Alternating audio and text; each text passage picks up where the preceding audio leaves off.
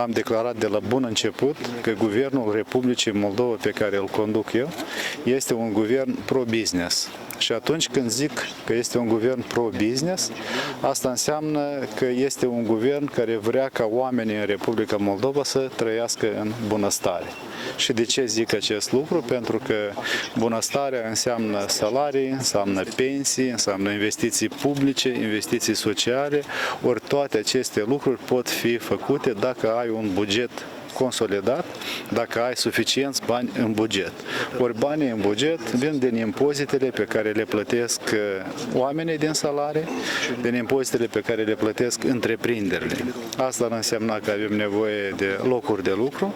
Locurile de lucru le oferă întreprinderile, dar întreprinderile sunt create de către investitori. У нас сейчас задача не ставится конкретно в каком-то направлении развивать бизнес, а мы хотим диверсифицировать наш рынок, мы не хотим зависеть от одного конкретного рынка. Мы не зря назвали этот форум «Инвест Гагаузия 360 градусов». Для нас очень важно, чтобы все партнеры понимали, что гагаузский бизнес, гагаузский народ готов работать по всем направлениям, соскучились за работой, хотят работать дома, здесь, в Гагаузии. Потенциал очень мощный.